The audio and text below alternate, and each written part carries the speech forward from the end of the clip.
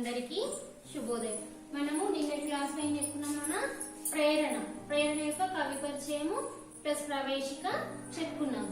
ఏంటిది మరి ఈ ప్రవేశికలో చూడండి, ఒకసారి చూద్దాము. ఆయన అందరిలా అతి సామాన్య కుటుంబంలో జన్మించాడు. ఎవరు మరి? అతను ఏపీజే అబ్దుల్ కలాం. బాల్యంలో అనేక ఒడిదుడుకులను కష్టాలను ఎదుర్కొన్నాడు. అతను తన యొక్క బాల్యంలో చిన్నతనంలో అనేక కష్టాలను కూడా ఎదుర్కొన్నాడు. మొక్కవోని దీక్షతో ఆత్మవిశ్వాసంతో విద్యాభ్యాసం కొనసాగించాడు. ఏంటిది మరి? ఎన్ని కష్టాలు ఎన్ని ఒడిదుడుకులు వచ్చినా గాని వాటన్నిటిని కూడా తట్టుకొని తను అనుకున్న లక్ష్యాన్ని సాధించాడు. చిన్నప్పుడే స్థిరమైన లక్ష్యాన్ని ఏర్పరచుకున్నాడు. చిన్నప్పుడే అతను ఏం చేశాడు? తను అనుకున్న లక్ష్యాన్ని ముందే అనుకొని దానికి అనుగుణంగా నడుచుకోవడం జరిగింది.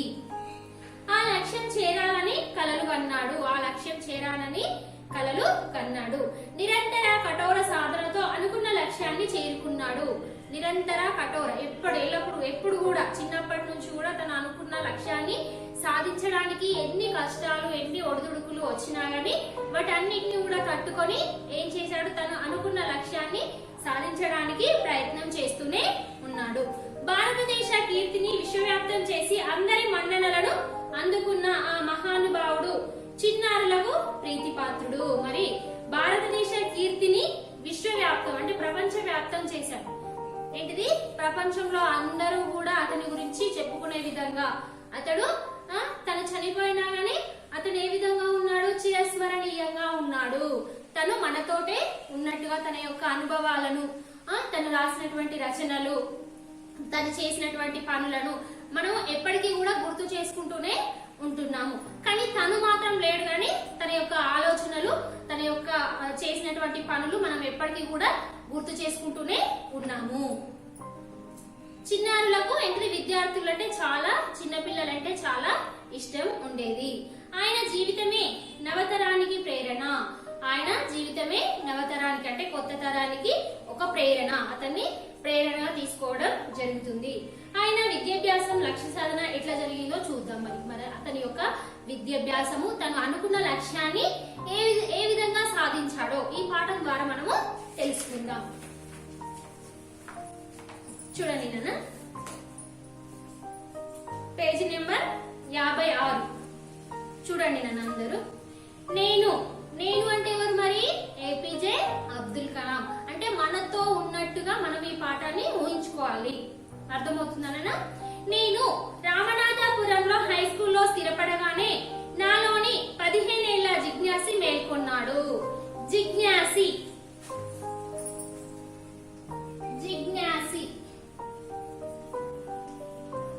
తెలుసుకోవాలనే కోరిక కలవాడు. జిజ్ఞాసి అంటే ఏంటి? తెలుసుకోవాలనే కోరిక కలవాడు. మేల్కొన్నాడు. తన ముందు పరుచుకొని ఉన్న జీవితావకాశాల గురించి, ప్రత్యామ్నాయాల గురించి ఇదమితంగా ఏమీ తెలుసుకోలేని ఒక నవ ఔత్సాహికుడికి నా ఉపాధ్యాయుడు ఇయదురై సోలోమన్ ఆదర్శపద నిర్దేశకుడయ్యాడు. చూడండి నాన్న, ఏంటిది? అతను ఏ స్కూల్లోనట? రామనాథపురం హై స్కూల్లో స్థిరపడగానే అంటే అక్కడనే చదువుకుంటూ ఉన్న రోజుల్లో 15 ఏళ్ల జిజ్ఞాస అంటే 15 ఏళ్ళు ఉన్నాడు అతను. అప్పటికి ఏంటిది? అన్ని కూడా తెలుసుకోవాలనే కోరిక కలవాడిగా ఉన్నాడు. తన ముందు పరుచుకొని ఉన్న జీవితావకాశాలు అంటే తను భవిష్యత్తులో ఏ విధంగా ఉండాలి, ఏ విధంగా మరి వాటి గురించి ప్రయత్నించాలి అనే వాటి గురించి, అతను ప్రత్యామ్నాయాల గురించి ఇదమితంగా ఏమి తెలుసుకోలేని ఒక నవ ఔత్సాహికుడు అంటే ఉత్సాహవంతుడు, కొత్త విషయాలను తెలుసుకోవాలనే ఉత్సాహంతో ఉన్నవాడు. నా ఉపాధ్యాయుడు ఇయదురై సోలోమన్. అతని యొక్క ఉపాధ్యాయుడు ఎవరు మరి? ఇయదురై సోలోమన్. ఆదర్శ పద నిర్దేశకుడు అయ్యాడు. అతను ఏంటిది? అతని చెప్పినటువంటి మార్గంలో ఇతను వెళ్ళడం అనేది జరిగింది. తన ఉదార విశాల దృక్పథంతో ఆయన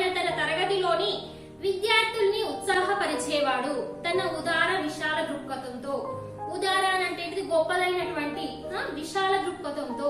చూడండి, కొంతమంది ఏం చేస్తుంటారు, కొంతమంది మనసులో కొన్ని పెట్టుకొని కొన్ని చెప్తూ ఉంటారు కదా, ఆ విధంగా కాకుండా విద్యార్థులందరినీ కూడా తన యొక్క దృష్టిలో పెట్టుకొని ఏం చేశాడు, వాళ్ళకి తగినటువంటి సలహాలను ఇవ్వడము జరిగింది. విద్యార్థులందరినీ కూడా ఇతని ఎదురై సోలోమన్ అందరి విద్యార్థులను కూడా ఒకే విధంగా చూసేవాడు, వాళ్ళను ఉత్సాహపరిచేవాడట. మందబుద్ధి శిష్యుడు ఉత్తమ గురువు నుంచి నేర్చుకోవలసిన దానికన్నా ఉత్తమ విద్యార్థి చెడ్డ ఉపాధ్యాయుడి నుంచి కూడా ఎక్కువ నేర్చుకోవాలనే వాడాయన. చూడండి, నన్ను మందబుద్ధి శిష్యుడు ఉత్తమ గురువు నుంచి నేర్చుకోవాల్సిన దానికన్నా, మందబుద్ధి అంటే మామూలుగా పిల్లలు చదువుతూ ఉంటారు నాన్న, అందరూ చదువుతూ ఉంటారు. కొంతమంది ఒకసారి వినగానే అర్థం చేసుకొని చదువుతూ ఉంటారు, కొంతమంది ఒకసారి 2 సార్లు 3 సార్లు చెప్పినా కొంతమందికి అర్థం కాదు, కొంతమందికి ఒక 2-3 సార్లు చెప్తే అర్థమవుతుంది. అంటే విద్యార్థులలో కూడా తేడా అనేది ఉంటుంది. ఆ విధంగా దానికన్నా ఉత్తమ విద్యార్థి చెడ్డ ఉపాధ్యాయుడి నుంచి కూడా ఎక్కువ నేర్చుకోగలడనే దానిన. చూడండి, చెడ్డ ఉపాధ్యాయుడు అంటే మరి అలాని కాదు, కానీ అతని లక్షణాలను కూడా కొంతమంది చెప్తూ ఉంటారు. కొంతమంది చెప్తూ ఉంటే మనం మంచి విషయాలను గ్రహించుకోవాలి, మనం మంచి విషయాలను తెలుసుకోవాలి, చెడు విషయాలను ఏం చేయాలి, వదిలిపెట్టాలి. అవునా కాదు? మనం ఎప్పుడైనా కానీ మనకు తెలిసిన విషయాలు ఉంటాయి, చాలా ఉంటాయి. అదే విధంగా వేరే వాళ్ళకు కూడా తెలిసిన విషయాలు ఉంటాయి. మనకు కొన్ని విషయాలు తెలియని ఉంటాయి, వాళ్ళకు కొన్ని తెలిసినవి ఉంటాయి. మనకి ఎంత చదివినా గానీ ఇంకా కొన్ని విషయాలు తెలియని ఉండిపోతూనే ఉంటాయి. ఆ విధంగా అన్నట్టు. నేను రామనాథపురంలో ఉన్న కాలంలో మా అనుబంధం గురు శిష్య బంధాన్ని దాటి వికసించింది. మరి ఇతను రామనాథపురంలో చదువుకుంటున్నాడు కదా, అక్కడ ఉన్న కాలంలో మా అనుబంధం గురు శిష్య బంధాన్ని దాటి వికసించింది. అంటే గురు శిష్యుడు, చూడండి, మామూలుగా ఉపాధ్యాయులు విద్యార్థులు ఎక్కువ సమయం ఎక్కడ ఉంటారు, స్కూల్లోనే ఉంటారు కదన్నా. అంతకంటే కూడా మనం మామూలుగా మన కుటుంబ సభ్యులతో ఏ విధంగా బంధుత్వంగా ఉంటామో అంతకంటే ఎక్కువగా ఉండేవాళ్ళట. ఎవరు మరి? ఇయదురై సోలోమన్ మరియు ఎవరు? ఏపీజే అబ్దుల్ కలాం. ఆయన సహచర్యంలో ఒకరి జీవిత గమనాన్ని ఎవరైనా ఏ మేరకు ప్రభావితం చేయగలరో తెలుసుకున్నారు. ఆయన సహచర్యంలో ఒకరి జీవిత గమనాన్ని, సహచర్యంలో అంటే తనతో ఉంటూ ఉన్నాడు కదా, ఎవరితోటి ఉంటున్నాడు, తనతోటి గడుపుతున్నాడు, ఉంటున్నాడు కదా, అతని సహచర్యంలో ఒక జీవిత గమనాన్ని ఎవరైనా ఏ మేరకు ప్రభావితం చేయగలరో తెలుసుకున్నాడట. ఎదురై సోలోమన్ అంటుండేవారు, జీవితంలో విజయం పొందడానికి, ఫలితాలు సాధించడానికి నువ్వు 3 అంశాల మీద పట్టు సాధించాల్సి ఉంటుంది. మరి ఉపాధ్యాయుడు ఇతనికి చెప్తున్నాడట, మరి నువ్వు ఏదైనా సాధించాలంటే 3 అంశాల మీద నువ్వు పట్టు సాధించి ఉండాలి. అవి ఏంటి చూడండి నాన్న. కోరిక, నమ్మకం, ఆశ పెట్టుకోవడం. ఆశ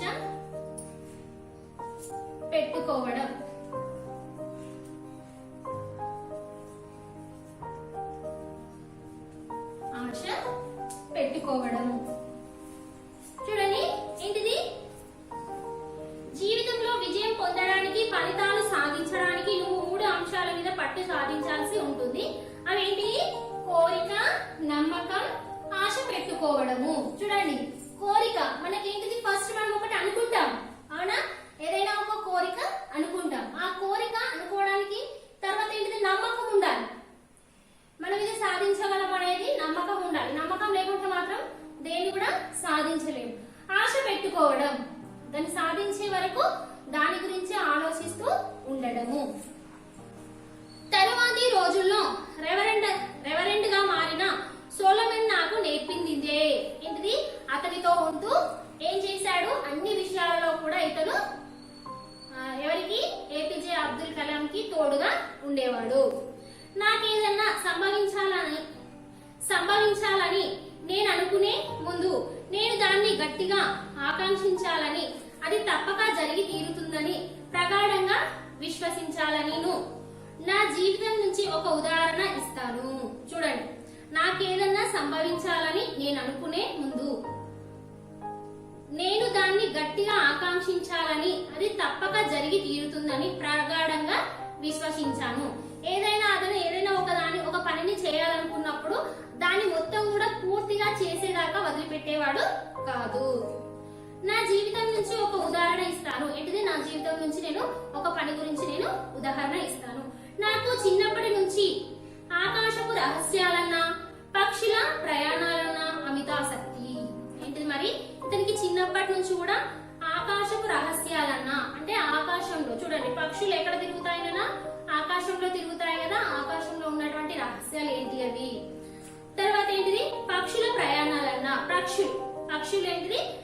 పక్షులు ప్రయాణాలన్నా అమితాసక్తి ఎక్కువ ఆసక్తి ఉండేదట. కొంగలు సముద్రపు గువ్వలు ఎగురుతుండడం చూస్తూ నేను కూడా ఎగరాలని కోరుకునేవాడిని. చూడండి పక్షులన్నీ ఏం చేస్తుంటాయి ఆకాశంలో ఎగురుతూ ఉంటాయి. అదే విధంగా ఇతను కూడా ఏమనుకునేవాడట, నేను కూడా పక్షులు ఏ విధంగా ఎగురుతున్నాయో నేను కూడా అట్లా ఆకాశంలో విహరించాలనే కోరిక ఉండేదట.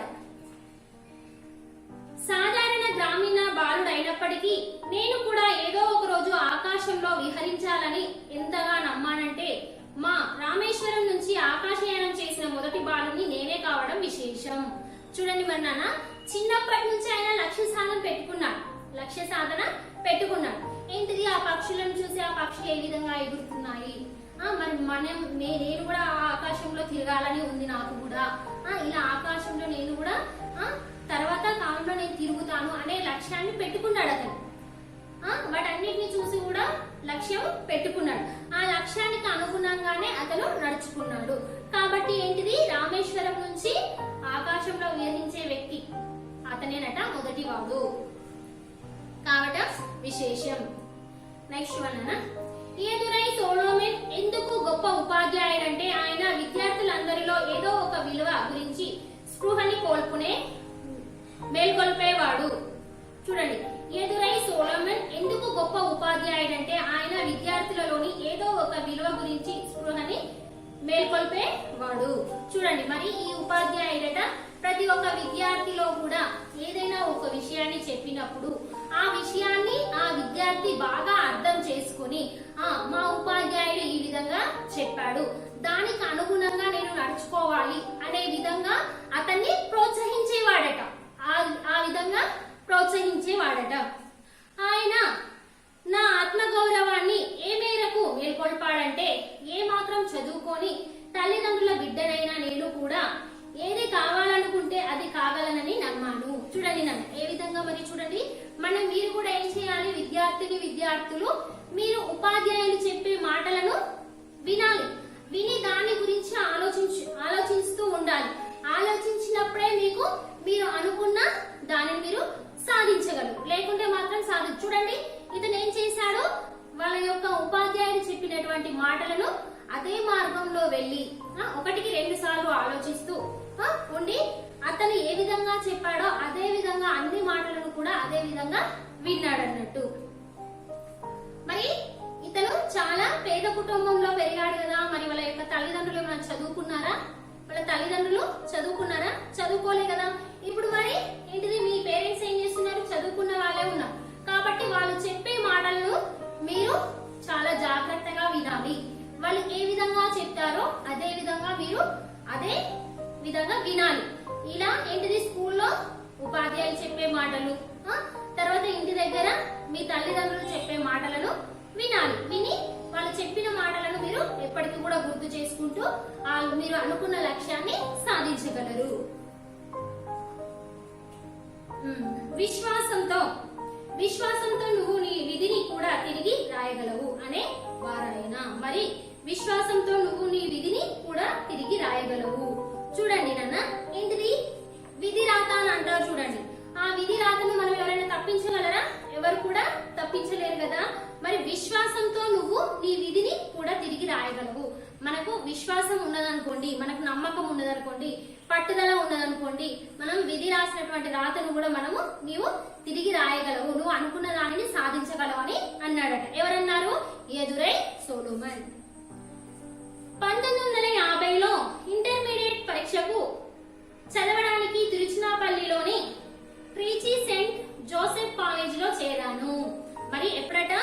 1950లో ఇంటర్మీడియట్ పరీక్షకు చదవడానికి తిరుచినాపల్లిలోని 3G సెయింట్ జోసెఫ్ కాలేజీలో చేరాను. పరీక్షల గ్రేడుల లెక్కన చూస్తే నేనేమంతా చురుకైన విద్యార్థిని కాను. మరి ఇంటర్మీడియట్ పరీక్ష రాశాడట. రాసిన తర్వాత పరీక్ష రాసిన తర్వాత మనకి ఫలితాలు వస్తాయి కదా. ఫలితాలు వచ్చినప్పుడు తనకు వచ్చినటువంటి మార్కులు చాలా ఫస్ట్ క్లాస్ లో లేవన్నట్టు. అంత నేను చురుకైన విద్యార్థిని కాను అని చెప్పాడు ఇక్కడ. మా అన్నయ్య ముస్తఫా కమల్కి స్టేషనరీ రోడ్ ఒక కిరాణా దుకాణం ఉండేది. స్టేషన్ రోడ్ లో ఒక కిరాణా దుకాణం ఉండేది. ఎవరన్నయ్యకు? ఏపీజే అబ్దుల్ కలాం అన్నకి ఒక స్టేషన్ రోడ్ లో ఒక కిరాణా దుకాణం ఉండేదట. హై స్కూల్లో చదువుకునేటప్పుడు నేను రామేశ్వరం వెళ్ళినప్పుడల్లా నన్ను సాయం చేయమంటూ పిలిచి షాప్ లో కూర్చోబెట్టి ఇంకా గంటల తరబడి అతను అదృశ్యం అయిపోయేవాడు. ఏం చేసేవాట ఇతను అక్కడికి వెళ్ళినప్పుడు ఏం చేసేవాడట? ఇతను రాగానే వాళ్ళ అన్నయ్య ఏం చేసేవాడట? ఈ కిరాణా షాప్ లో నువ్వు కూర్చో అని అతను వెళ్ళిపోయేవాడు. అదృష్టం అయిపోయేవాడు అంటే వెళ్ళిపోయేవాడట. గంటల తరబడి కూడా ఇంకా అసలు రాకనే పోయేవాడట. నేను అక్కడ ఆ షాపుని కనిపెట్టు కూర్చొని బియ్యం, నూనె, ఉల్లిపాయలు ఒకటేమి అన్ని అమ్ముతుండేవాడిని. మరి ఇక్కడ షాప్ లో కిరాణా షాప్ కాబట్టి అన్ని వస్తువులకు వస్తూనే ఉంటారు, వాటిని అమ్ముతూనే ఉన్నాడట. వాటిలో తొందరగా చెల్లిపోయేవి సిగరెట్లు, బీడీలు.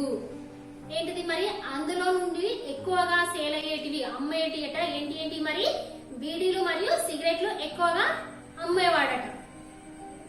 బీద వాళ్ళు తమ కష్టార్జితాన్ని ఎందుకట్లా పొగ పీల్చేస్తుంటున్నారని ఆశ్చర్యం కలిగేది నాకు. ఇతను అనుకున్నాడట, ఏంటిది వీళ్ళ కష్టాన్ని మొత్తం కూడా అది చూడండి, సిగరెట్లు, బీడీలు తాగితే వాళ్ళకేమన్నా ఇప్పుడు మనం ఏదైనా వేరే వస్తువులను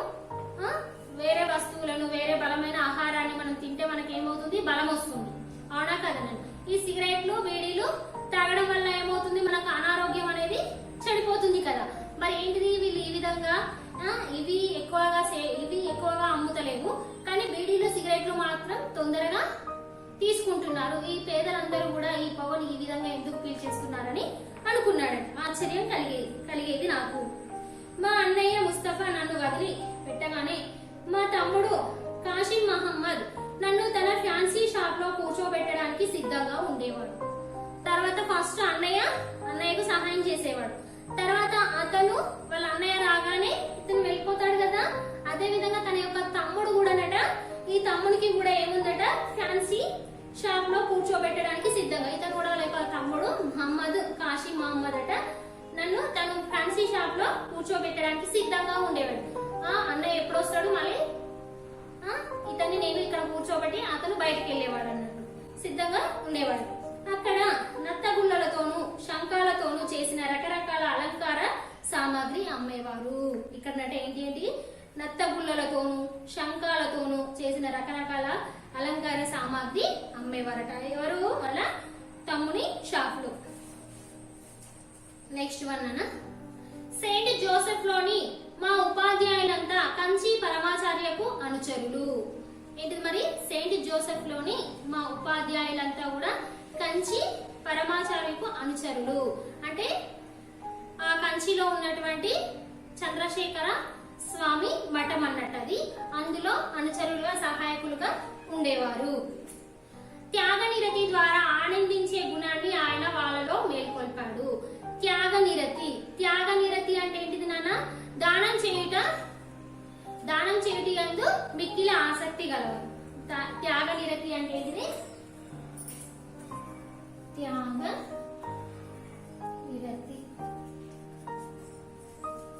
దానం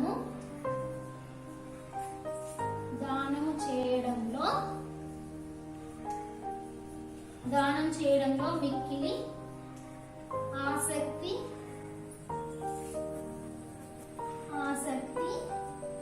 గలవారు.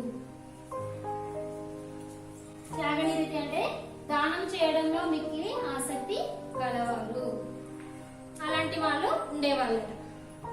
కళాశాల క్యాంపస్ లో మా గణిత శాస్త్ర ఉపాధ్యాయులు ప్రొఫెసర్ తోతాత్రి అయ్యంగారు, ప్రొఫెసర్ సూర్యనారాయణ శాస్త్రి గారితో కలిసి నడుస్తున్న ఆ దృశ్యం నాకు ఇప్పటికీ గుర్తొచ్చి ఉద్వేగభరితుని చేస్తుంది. ఏంటిది? క్యాంపస్ అంటే ఏంటిది? ప్రాంగణం నాన్న. క్యాంపస్ అంటే ఏంటి? ప్రాంగణం. ప్రాంగణం. గణిత శాస్త్ర ఉపాధ్యాయులు, అతని పేరేంటిదంట? ప్రొఫెసర్ తోతత్రి అయ్యంగారు. ప్రొఫెసర్ సూర్యనారాయణ శాస్త్రి గారితో కలిసి నడుస్తున్న ఆ దృశ్యము అంటే క్యాంపస్ లో ఉన్నటువంటి ముందు భాగంలో నడుస్తున్నప్పుడు ఆ దృశ్యం నాకు అతనికి ఇప్పటికీ కూడా గుర్తుకు వస్తుందని చెప్పాడు. నేను సెయింట్ జోసెఫ్ లో నా చివరి సంవత్సరంలో ఉన్నప్పుడు ఇంగ్లీష్ సాహిత్యం పట్ల మక్కువ పెంచుకున్నాను. నేను సెయింట్ జోసెఫ్ లో నా చివరి సంవత్సరం ఉన్నప్పుడు ఇంగ్లీష్ సాహిత్యం పట్ల మక్కువ పెంచుకున్నాను. మక్కువ అంటే ఎక్కువ ఇష్టం పెంచుకున్నాడు అన్నట్టు. ఇంగ్లీష్ లోని సర్వశ్రేష్ఠ కృతుల్ని చదువుతుండేవాడిని. ఏంటిది? సర్వశ్రేష్ఠ, గొప్ప శ్రేష్టమైనటువంటి కృతుల్ని చదువుతుండేవాడిని. అంటే వృత్తి విద్య అంటారు కదా, వృత్తి విద్య కోర్సులు అని అంటాం కదా, ఆ విద్యలను అభ్యసించేవాడట. టాల్స్టాయ్, స్కాట్, హార్డీల పట్ల ప్రత్యేక ఆసక్తి ఉండేది. అప్పుడప్పుడు తత్వశాస్త్ర గ్రంథాలు చదువుతుండేవాణ్ణి. దాదాపుగా ఆ సమయంలోనే భౌతిక శాస్త్రం పట్ల నాకు అమితమైన ఆసక్తి ఏర్పడింది. అతనికి ఏంటిది? ఇలాంటి కొన్ని వృత్తి విద్యా కోర్సులను చదువుతూ ఉండేవాడట. ఖాళీ సమయాల్లో ఏం చేసేవాడట? ఈ వృత్తి విద్యకు సంబంధించిన పుస్తకాలను ఎక్కువగా చదువుతుండేవాడట. కొంతమందిని టాల్స్టాయ్, స్కాట్, హార్డీల పట్ల ప్రత్యేక ఆసక్తి ఏర్పడింది. అప్పుడప్పుడు తత్వశాస్త్ర గ్రంథాలు చదువుతుండేవాడిని. దాదాపుగా ఆ సమయంలోనే భౌతిక శాస్త్రం పట్ల నాకు అమితమైన ఆసక్తి ఏర్పడింది. ఇవన్నీ చదవడం వలన అతనికి ఏంటిది? భౌతిక శాస్త్రం పట్ల బాగా అమితమైన ఆసక్తి ఏర్పడింది. కొంతమంది మనుషులు సైన్స్ అనేది వేరే ఒక అంశం అన్నట్టుగా, అది మనిషిని భగవంతుడి నుంచి దూరం చేస్తుందన్నట్టుగా ఎందుకు మాట్లాడతారో నాకు అర్థం కాదు. ఏంటిది మరి? కొంతమంది మనుషులట సైన్స్ అనేది వేరే ఒక అంశం ఉన్నట్టుగా, అది మనిషి భగవంతుడి నుంచి దూరం చేస్తున్నట్టుగా ఎందుకు మాట్లాడతారో అతనికి అసలు అర్థము కాలేదట. విజ్ఞాన శాస్త్ర పదం మానవ హృదయ విధుల్లోంచి సాగిపోయేది. నాకైతే సైన్స్ ఎప్పుడు ఆధ్యాత్మిక ఉన్నతికి, ఆత్మ సాక్షాత్కారానికి మార్గంగానే ఉంటూ వచ్చింది. చూడండి, సైన్స్ ఏంటంటే సైన్స్ వల్ల ఇప్పుడు సైన్స్ కొంతమంది చాలా మంది ఏం చేస్తుంటారు? డాక్టర్లు కావాలని అనుకుంటారు. చూడండి, ఏంటిది మరి? అనారోగ్యంగా ఉన్నప్పుడు ఏవైనా మనకి ఆపరేషన్స్ అవసరమైనప్పుడు ఏంటిది? ఎవరి చేతిలో ఉంటుంది? డాక్టర్ల చేతిలో వాళ్ళ యొక్క ప్రాణం అనేది ఉంటుంది. అంటే డాక్టర్ని ఏమంటారు? దేవుడితో సమానం అంటారు. అవునా కాదు? చూడండి, మామూలుగా ఎవరికైనా జబ్బు చేసింది అనుకోండి, చేసి ఏదో ఒక హాస్పిటల్లో ఉన్నా కానీ ఎన్ని డబ్బులైనా మేము ఖర్చు పెడతాము, ఎన్ని డబ్బులైనా ఖర్చు పెడతాను, కానీ ఇతని ప్రాణం మాత్రం మాకు చాలా ముఖ్యము అని అంటూ ఉంటారు కదా.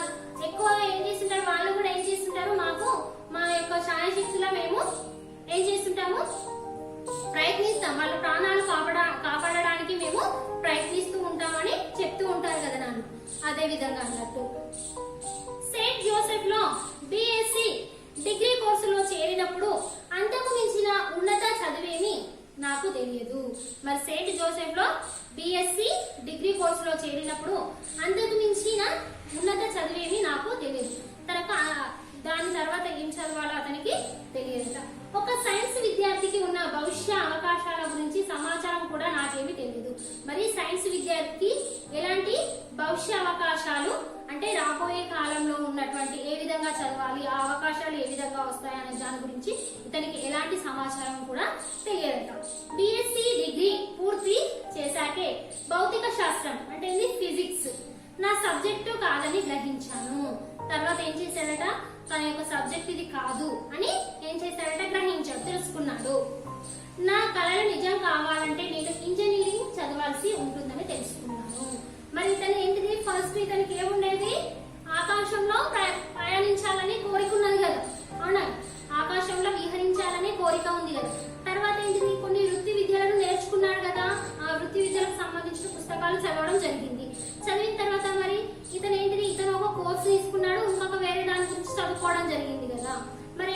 భౌతిక శాస్త్రం గురించి చదివాడు.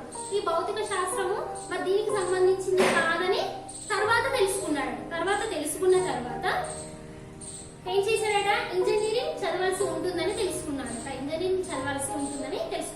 ఇంటర్మీడియట్ అయిన తర్వాతనే నేను నేరుగా ఇంజనీరింగ్ లో చేరి ఉండవచ్చు.